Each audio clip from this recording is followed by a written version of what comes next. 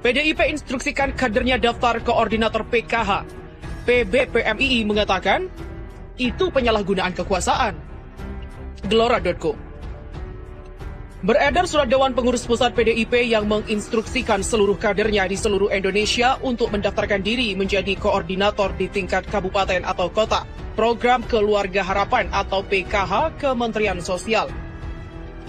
Dalam surat tertanggal 15 Juli itu bahkan langsung diteken oleh Ketua DPP PDIP Bidang Industri, Ketenagakerjaan, dan Jaminan Sosial, Nusirwan Suyono, dan Sekjen PDIP Hasto Kristianto. Menanggapi hal ini, Ketua Umum Pergerakan Mahasiswa Islam Indonesia atau PBPMII Agus Mulyono Herlambang mengatakan, tidak sepatutnya pimpinan partai politik menginstruksikan seluruh kadernya mendaftarkan diri menjadi koordinator program PKH di tingkat kabupaten atau kota. Agus bahkan mengkategorikan instruksi partai terkait rekrutmen koordinator PKH merupakan penyalahgunaan kekuasaan. Agus, Kepala Kantor Berita Politik Ermol, pada Selasa mengatakan, instruksi ini sudah termasuk penyalahgunaan kekuasaan atau abuse of power. Partai politik jangan menyalahgunakan kekuasaan dengan terlibat cawe-cawe urusan program pemerintahan. Apalagi itu program sosial. Lebih lanjut, Agus mempertanyakan dasar instruksi itu. Ia menilai jika para koordinator PKH Kemensos sudah atas persetujuan pimpinan partai politik, maka proses pendaftaran yang dikatakan terbuka dan transparan akan tidak berfungsi. Instruksi ini akan hilang pendaftaran koordinator PKH yang bersih, akuntabel, dan juga transparan. Surat yang dikeluarkan resmi oleh DPP PDIP itu berpotensi menekan ke bawah. Bahkan model instruksi tertulis pimpinan partai seperti surat yang viral di media sosial itu bersifat satu tingkat di atas rekomendasi. Surat rekomendasi pimpinan partai saja sudah sangat tajam daya tekannya ke bawah. Apalagi ini, sebuah instruksi dari pimpinan partai politik. Instruksi ini sudah satu tingkat di atas rekomendasi.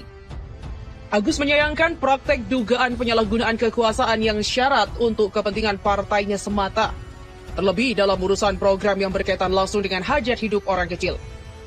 Semoga pimpinan PDIP hanya masuk angin saja dalam hal ini. Semoga masuk anginnya hilang. Agus pun berharap rekrutmen koordinator PKH Kemensos harus dibuat transparan dan juga akuntabel. Program PKH Kemensos ini untuk rakyat kecil. Jangan sampai rakyat kecil yang menjadi korban monopoli dari keserakahan elit-elit politik ke depannya. Sementara Sekjen PDIP Hasto Kristianto dalam keterangan tertulisnya menjelaskan bahwa mengatakan sebagai partai pemenang pemilu, PDIP memiliki kesempatan untuk menempatkan kader pada suatu jabatan strategis. Kata Hasto, apa yang dilakukan PDIP merupakan tradisi demokrasi yang dijalankan oleh partai. Demokrasi itu membuka ruang kontestasi melalui pemilu. Partai yang menang pemilu dimanapun tradisi demokrasi di seluruh dunia. Maka partai lalu menempatkan kader-kadernya pada jabatan strategis. Begitulah kata Hasto dalam keterangan tertulisnya Senin 3 Agustus. Diketahui Menteri Sosial RI Juliari Batubara merupakan anggota Kabinet Indonesia Maju yang berasal dari kader Partai Demokrasi Indonesia Perjuangan atau PDIP. Terkait dari surat rahasia PDIP soal instruksi pendaftaran koordinator PKH viral di medsos.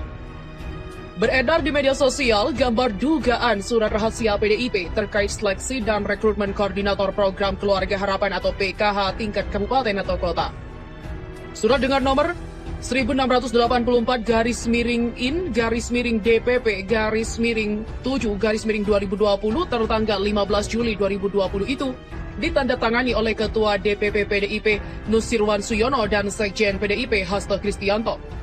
Surat yang diberi label rahasia itu ditujukan kepada para DPC PDIP di masing-masing kabupaten atau kota. Sehubungan dengan rencana pelaksanaan rekrutmen dan seleksi koordinator kabupaten atau kota PKH tahun 2020 secara offline yang dilaksanakan oleh Direktorat Jaminan Sosial Keluarga Kementerian Sosial Republik Indonesia, maka bersama ini DPP PDIP menginstruksikan kepada DPC PDIP daftar terlampir untuk mengikuti rekrutmen dan seleksi koordinator tersebut. Demikian adalah isi surat rahasia itu. Dikatakan peserta yang akan mengikuti seleksi dan rekrutmen harus memenuhi segala ketentuan dan persyaratan yang berlaku sebagaimana terdapat dalam Surat Kementerian Sosial Republik Indonesia, Direktorat Jenderal Perlindungan dan Jaminan Sosial, Direktorat Jaminan Sosial Keluarga bernomor 1125 garis miring 3.4 garis miring KP.02.01 garis miring 7 garis miring 2020 tertanggal 8 Juli 2020 perihal pelaksanaan rekrutmen dan seleksi koordinator kabupaten atau kota PKH tahun 2020. Demikian instruksi ini disampaikan untuk ditindaklanjuti dan dilaksanakan dengan penuh tanggung jawab sebagai kader partai. Banyak warganet yang bereaksi atas beredarnya surat tersebut. Seperti akun @nanarahmat12 di media sosial Twitternya. Dulu untuk menjadi pendamping program pemerintah, persyaratannya dan seleksinya cukup ketat, baik latar belakang pendidikan dan pengalaman.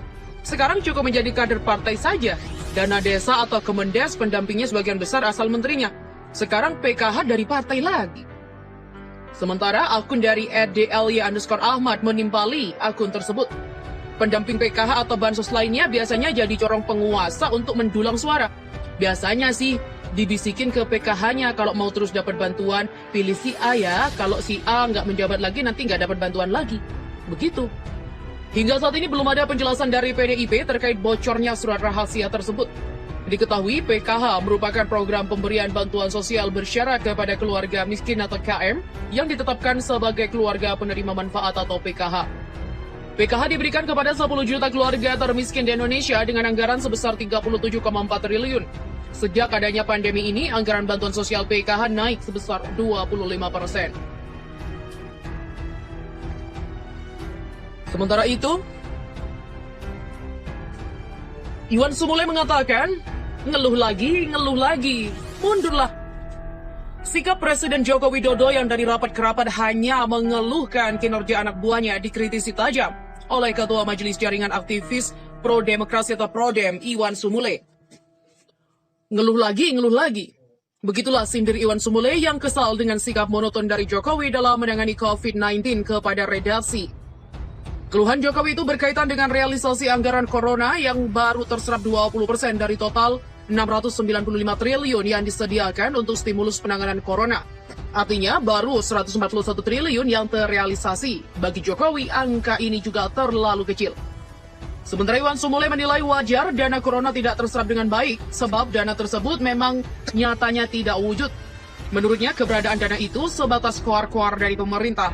Koar-koar yang sama sempat dipertunjukkan Presiden Jokowi saat menyebut di kantongnya ada 11.000 triliun data tentang nilai aset sejumlah WNI secara perorangan atau kelompok di luar negeri. Namun hingga kini uang tersebut tidak pernah terbukti masuk ke tanah air. Jadi apa yang akan diserap jika uangnya tidak ada? 11.000 triliun itu hanya prank saja.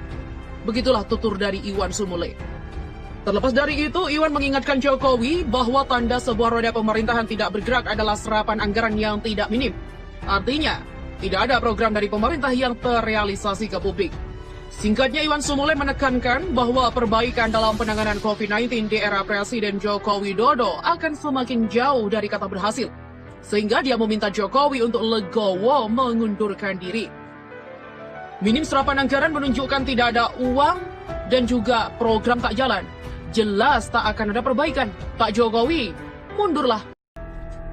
Sikap Presiden Joko Widodo yang dari rapat ke rapat hanya mengeluhkan kinerja anak buahnya dikritisi tajam oleh Ketua Majelis Jaringan Aktivis Pro Demokrasi atau Prodem, Iwan Sumule. Ngeluh lagi. Begitulah sindir Iwan Sumule yang kesal dengan sikap monoton dari Jokowi dalam menangani COVID-19 kepada redaksi. Keluhan Jokowi itu berkaitan dengan realisasi anggaran corona yang baru terserap 20% dari total 695 triliun yang disediakan untuk stimulus penanganan corona. Artinya baru 141 triliun yang terrealisasi. Bagi Jokowi, angka ini juga terlalu kecil. Sementara Iwan Sumule menilai wajar dana corona tidak terserap dengan baik, sebab dana tersebut memang nyatanya tidak wujud. Menurutnya, keberadaan dana itu sebatas koar-koar dari pemerintah. Koar-koar yang sama sempat dipertunjukkan Presiden Jokowi saat menyebut di kantongnya ada 11.000 triliun data tentang nilai aset sejumlah WNI secara perorangan atau kelompok di luar negeri. Namun hingga kini uang tersebut tidak pernah terbukti masuk ke tanah air. Jadi apa yang akan diserap jika uangnya tidak ada? 11.000 triliun itu hanya prank saja. Begitulah tutur dari Iwan Sumule.